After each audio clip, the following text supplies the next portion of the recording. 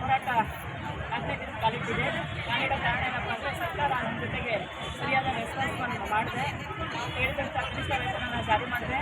ಅವರು ಧೋರಣೆಯನ್ನು ತೋರ್ತಾ ಇದ್ದಾರೆ. ಅದು ಯಾಕಪ್ಪ ಅಂತಂದರೆ ಇಷ್ಟು ಜನ ಮಹಿಳೆಯರು ನಾವೇನು ಕೆಲಸ ಮಾಡ್ತಿಲ್ಲ ಅಂತ ಅನಿಸುತ್ತೆ. ಆ ಕೆಲಸಕ್ಕೆ ತಕ್ಕಂಥ ನಾವು ವೇತನ ಕೇಳ್ತಿಲ್ಲ ಅಂತ ಅನಿಸುತ್ತೆ, ನಾವು ಗೊತ್ತಿಲ್ಲ. ಬಟ್ ನಮ್ಮನ್ನು ಈ ಹೋರಾಟದಿಂದ ಹತ್ತಿಕ್ಕಬೇಕು ಅನ್ನೋ ಉದ್ದೇಶ ಇಟ್ಕೊಂಡು ರಾತ್ರಿ ಪೆಂಡಾಲೆಲ್ಲ ಕೀಳಕ್ಕೆಲ್ಲ ವ್ಯವಸ್ಥೆ ಮಾಡಿದ್ರು. ಪೊಲೀಸ್ ಇಲಾಖೆಯಿಂದ ಒಂದು ಪ್ರೆಸರ್ ತಂದು ಪೊಲೀಸ್ ಇಲಾಖೆಯವ್ರು ನಿಮಗೆ ಒಂದೇ ದಿನ ಪರ್ಮಿಷನ್ ಕೊಟ್ಟಿರೋದು, ನೀವು ಇಲ್ಲಿಂದ ಎಲ್ಲ ಟೆಂಟ್ ಎಲ್ಲ ತೆಗಿತೀವಿ, ನೀವು ತಗೊಂಡು ವಾಪಸ್ ಮನೆಗೆ ಹೋಗಬೇಕು ಅಂತ ಕೇಳ್ತಾರೆ.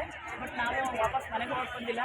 ನಮ್ಮ ಹಕ್ಕೇನಿದೆ ಅದನ್ನು ಕೇಳ್ಕೊಂಡು ನಾವು ಪಡ್ಕೊಂಡು ಹೋಗಬೇಕು ಅಂತಂದೇಳಿ ಬಂದಿದ್ವಿ. ಪಡ್ಕೊಂಡೇ ನಾವು ಹೋಗಬೇಕು ಅಂತಂದೇಳಿ ಹೇಳ್ತಿದ್ದೀವಿ. ಮತ್ತು ಈ ಟೆಂಟ್ ಕೆಟ್ಟರೆ ಏನು ಪರವಾಗಿಲ್ಲ, ನಮಗೆ ರಸ್ತೆ ಇದೆ, ಬೆಂಗಳೂರು BBMP ರಸ್ತೆ ಮಾಡಿರುವಂಥ ರಸ್ತೆ ಇದೆ. ಆ ರಸ್ತೆನಲ್ಲೇ ಕೂತು ನಮ್ಮ ಹಕ್ಕನ್ನು ನಾವು ಸರ್ಕಾರ ಕೇಳ್ತಾ ಇದ್ದೀವಿ. ಯಾಕಪ್ಪ ಅಂದರೆ ಇಷ್ಟೋ ಜನ ಸಾವಿರಾರು ಸಂಖ್ಯೆಯಲ್ಲಿ ಮಹಿಳೆಯರು ನಮ್ಮ ರಾಜ್ಯದ ಮೂಲೆ ಮೂಲೆಗಳಿಂದ ಬಂದು ನಮ್ಮ ಬೇಡಿಕೆ ಕೇಳ್ತಿದ್ದೀವಿ. ಸರ್ಕಾರ ಇಷ್ಟೊಂದು ಜನ ಮಹಿಳೆಯರನ್ನ ಬೀದಿಗಿಳಿಸಿದ್ವಲ್ಲ, ತಕ್ಷಣ ಅವ್ರು ಕೇಳೋವಂಥ ಬೇಡಿಕೆ ನ್ಯಾಯಯುತವಾಗಿರೋದು. ಆ ನ್ಯಾಯಯುತ ಬೇಡಿಕೆನ ನಾವು ತಕ್ಷಣ ಈಡೇರಿಸಬೇಕು ಅಂತಂದೇಳಿ ಹೇಳಬೇಕು. ಯಾಕಪ್ಪ ಅಂತಂದರೆ ದೊಡ್ಡ ಸಭೆ ಸಮಾರಂಭದಲ್ಲೆಲ್ಲ ಹೇಳ್ತೀರಾ, ನಾರಿಯರೇ ನಮಗೆ ಶಕ್ತಿ, ಹಾಗಾಗಿ ನಾರಿ ಶಕ್ತಿ ಮಾಡಿದ್ವಿ, ಗೃಹಲಕ್ಷ್ಮಿ ಮಾಡಿದ್ವಿ ಅಂತೆಲ್ಲ ಹೇಳ್ತೀರಾ. ನಾವು ದುಡಿತಕ್ಕಂಥ ಮೈಮೂರು ಕೆಲಸ ಮಾಡುವಂಥ ಶ್ರಮಿಕ ವರ್ಗದ ಮಹಿಳೆಯರನ್ನ ಈ ಥರ ಬೀದಿಗಿಳಿಸಿ ನಾವು ಕೇಳೋವಂಥ ಕನಿಷ್ಠ ಕೂಲಿನೂ ಕೊಡೋಕ್ಕಾಗ್ತಿಲ್ಲ ಅನ್ನೋ ಸರ್ಕಾರಕ್ಕೆ ನಾವು ಏನು ಹೇಳಬೇಕು ಅಂತಂದರೆ ಚೀಮರಿ ಹಾಕಬೇಕು ಅಂತ ಅನಿಸುತ್ತೆ.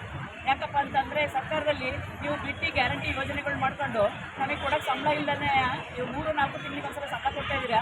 ಬಟ್ ಆದರೂ ಕೂಡ ನಾವೀಗ ಕೇಳ್ತಿರೋ ವಿಚಾರ ಏನಪ್ಪ ಅಂತಂದರೆ ನಮ್ಮ ಸಂಬಳ ಅಂತಂದೇಳಿ ಇದು ಬೇಡ, ನನಗೆ ಗೌರವಧನ ಬೇಡ, ನಮಗೆ ಕನಿಷ್ಠ ವೇತನ ಕೊಡಿ ಅಂತ ಕೇಳ್ತಿದ್ವಿ. ಆ ಕನಿಷ್ಠ ವೇತನ ನಾವು ಪಡ್ಕೊಂಡೇ ಹೋಗ್ತಿದ್ವಿ. ಅಲ್ಲಿವರೆಗೂ ನಾವು ಉಗ್ರ ಹೋರಾಟ ಹಮ್ಮಿಕೊತಿದ್ವಿ. ಇವತ್ತು ಬೇರೆ ಬೇರೆ ಮೂಲೆ ಕಡೆಯಿಂದ ಎಲ್ಲ ರಾಜ್ಯದ ಮೂಲೆ ಎಲ್ಲ ಜಿಲ್ಲೆಯ ಕಾರ್ಯಕರ್ತ ಸಹಾಯಕಿಯರು ಆಗಮಿಸಿದ್ದಾರೆ.